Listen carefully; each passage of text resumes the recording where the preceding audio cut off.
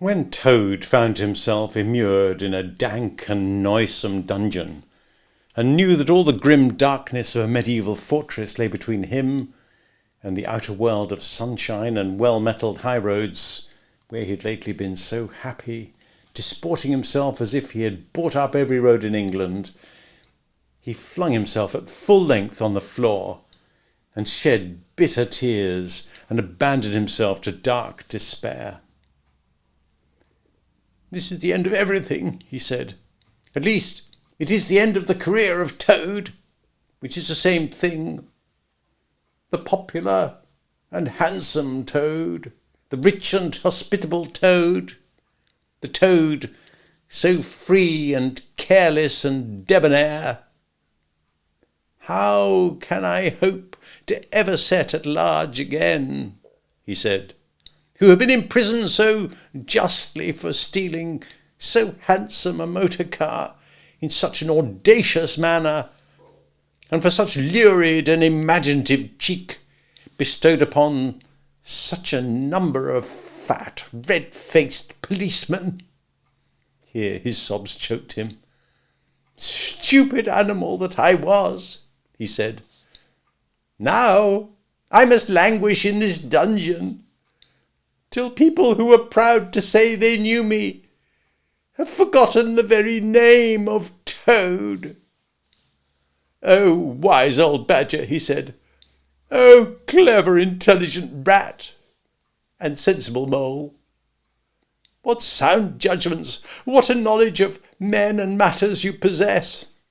Oh, unhappy and forsaken Toad."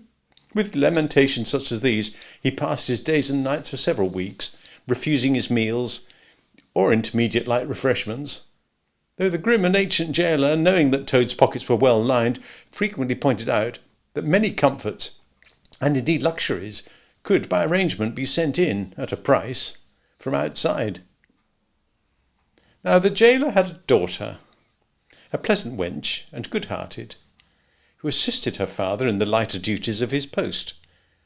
She was particularly fond of animals, and besides her canary, whose cage hung on a nail in the massive wall of the keep by day, to the great annoyance of prisoners, who relished an after-dinner nap, and was shrouded in an antimacassar on the parlour table at night, she kept several piebald mice and a restless revolving squirrel. This kind-hearted girl, pitying the misery of Toad, said to her father one day, "Father, I can't bear to see that poor beast so unhappy and getting so thin. You let me have the managing of him. You know how fond of animals I am. I'll make him eat from my hand and sit up, do all sorts of things." Her father replied that she could do what she liked with him.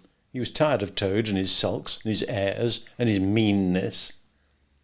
So that day she went on her errand of mercy and knocked at the door of Toad's cell. "Now, cheer up, Toad," she said coaxingly on entering, "and sit up and dry your eyes and be a sensible animal, and do try and eat a bit of dinner. See, I brought you some of mine, hot from the oven." He was bubble and squeak between two plates, and its fragrance filled the narrow cell. The penetrating smell of cabbage reached the nose of Toad as he lay prostrate in his misery on the floor, and gave him the idea for a moment that perhaps life was not such a blank and desperate thing as he had imagined. But still he wailed and kicked with his legs, refused to be comforted. So the wise girl retired for a time, but of course a good deal of the smell of hot cabbage remained behind, as it will do. And Toad, between his sobs, sniffed and reflected, and gradually began to think new and inspiring thoughts of chivalry and poetry and deeds still to be done, of broad meadows and cattle browsing in them, raked by sun and wind, of kitchen gardens and street herb borders, and warm snapdragon beset by bees, and of the comforting clink of dishes set down on the table at Toad Hall, and the scrape of chair legs on the floor as everyone pulled himself close up to his work. The air of the narrow cell took a rosy tinge. He began to think of his friends and how they would surely be able to do something, of lawyers, and how they would have enjoyed his case, and what an ass he had been not to get in a few, and lastly he thought of his own great cleverness and resource, and all that he was capable of if only he gave his great mind to it. And the cure was almost complete. When the girl returned some hours later, she carried a tray with a cup of fragrant tea steaming on it, and a plate piled up with the very hot buttered toast, cut thick, very brown on both sides, with the butter running through the holes in it in great golden drops like honey from the honeycomb. The smell of that buttered toast simply talked to Toad, and with no uncertain voice talked of warm kitchens, of breakfasts on bright frosty mornings, of cosy parlour firesides on winter evenings, when one's ramble was over and slippered feet were propped on the fender, of the purring of contented cats and the twitter of sleepy canaries. Toad sat up on end once more, dried his eyes, sipped his tea, munched his toast, and soon began talking freely about himself and the house he lived in and his doings there, and how important he was, and what a lot of friends thought of him. The jailer's daughter saw that the topic was doing him as much good as the tea, as indeed it was, and she encouraged him to go on. "Tell me about Toad Hall," said she. "It sounds beautiful." "Toad Hall," said the Toad proudly, "is an eligible, self-contained gentleman's residence, every very unique, dating in part from the 14th century, but replete with every modern convenience. Up-to-date sanitation, 5 minutes from church, post office and golf links, suitable for—" "Bless the animal," said the girl, laughing. "I don't want to take it. Tell me something real about it. But first, wait till I fetch you some more tea and toast."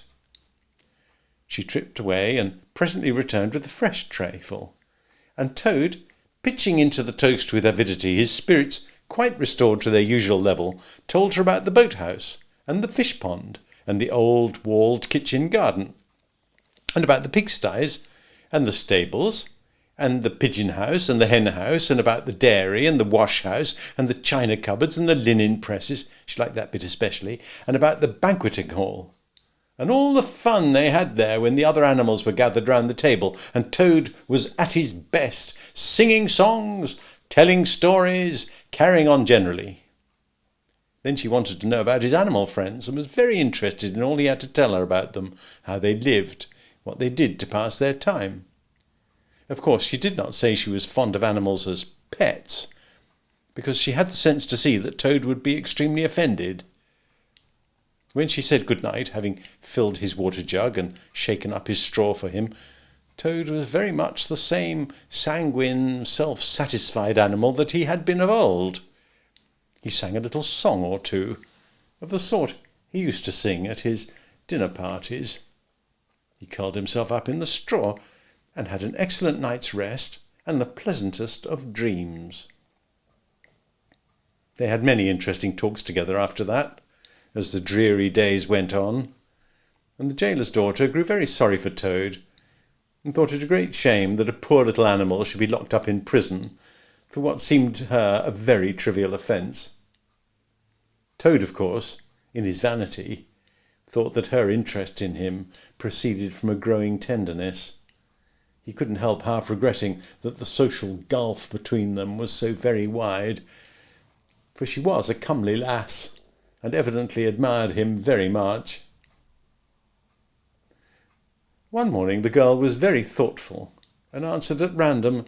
Didn't seem to Toad to be paying proper attention to his witty sayings and sparkling comments. "Toad," she said presently, "just listen, please. I have an aunt who's a washerwoman."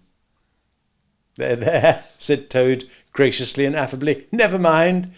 Think no more about it. I have several aunts who ought to be washerwomen." "Oh, do be quiet a minute, Toad," said the girl. "You talk too much. That's your chief fault. And I'm trying to think, and you hurt my head. As I said, I have an aunt who is a washerwoman. She does the washing for all the prisoners in this castle. We try to keep any paying business of that sort in the family, you understand.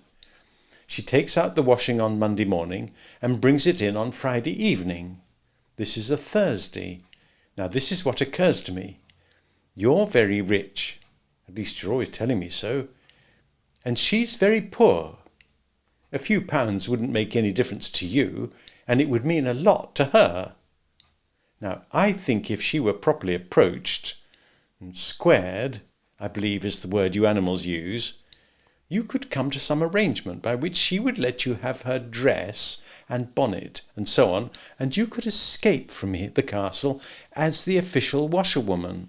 You're very alike in many respects, particularly about the figure. We're not, said the toad in a huff. I have a very elegant figure for what I am. So's my aunt, replied the girl, for what she is, but have it your own way. You horrid, proud, ungrateful animal. Well, I'm sorry for you and trying to help you. Yes, that's all right. Thank you very much indeed, said the toad hurriedly. But look here, you wouldn't surely have Mr. Toad of Toad Hall going about the country dressed as a washerwoman? Then you can stop here as a toad, replied the girl with much spirit. I suppose you want to go off in a coach and four. Honest Toad was always ready to admit himself in the wrong. You're a good, kind, clever girl, he said, and I'm indeed a proud and stupid toad.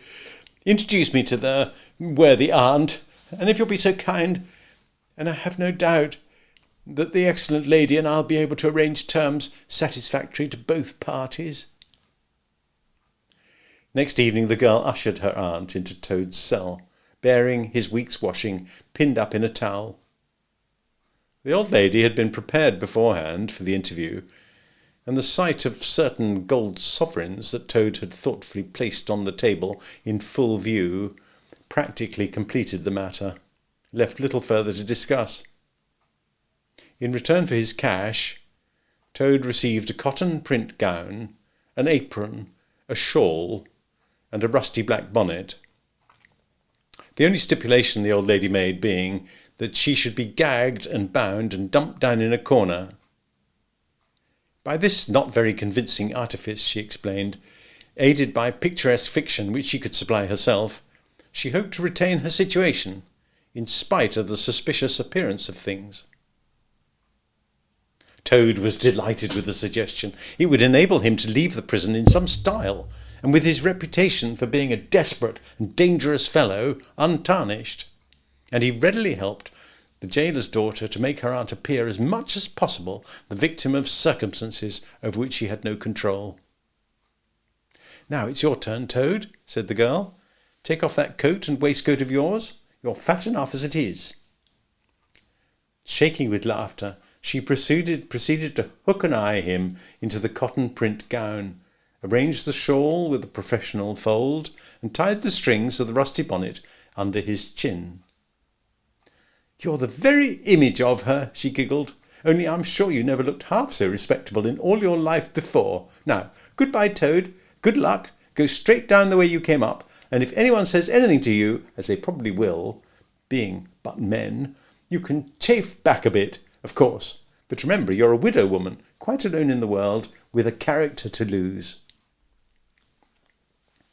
With a quaking heart, but as firm a footstep as he could command, Toad set forth cautiously on what seemed to be a most hare-brained and hazardous undertaking.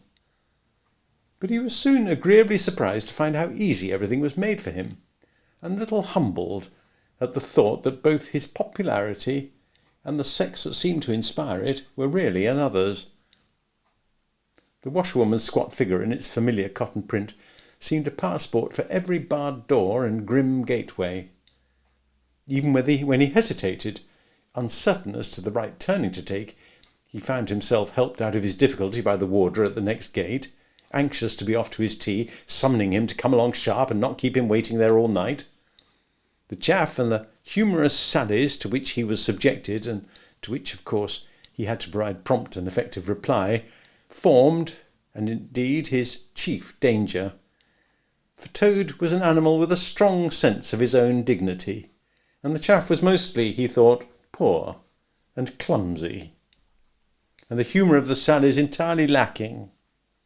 However, he kept his temper, though with great difficulty, suited his retorts to his company and his supposed character, and did his best not to overstep the limits of good taste.